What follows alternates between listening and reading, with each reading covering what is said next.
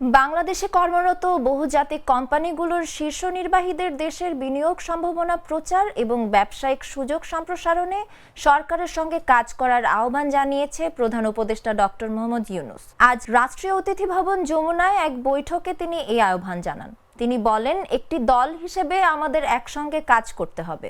আমরা দেশের জন্য একটি দল, দেশের ব্র্যান্ড অ্যাম্বাসেডর হয়ে কাজ করুন। এটি সম্ভাব্য বিনিয়োগকারীদের বাংলাদেশে আসতে উৎসাহিত করবে। বৈঠকে ১ ডজনেরও বেশি সিইও, ব্যবস্থাপনা পরিচালক এবং দেশের প্রধানরা ব্যবসা এবং বিনিয়োগের সুযোগ নিয়ে আলোচনা করতে প্রধান উপদেষ্টার সঙ্গে সাক্ষাৎ করেন। বৈঠকে উপস্থিত ছিলেন বিশেষ দূত লুৎফে সিদ্দিকী, বিডা ও বেজার নির্বাহী চেয়ারম্যান চৌধুরী আশিক মাহমুদ বিন হারুন এবং এনবিআর চেয়ারম্যান আব্দুর রহমান খান।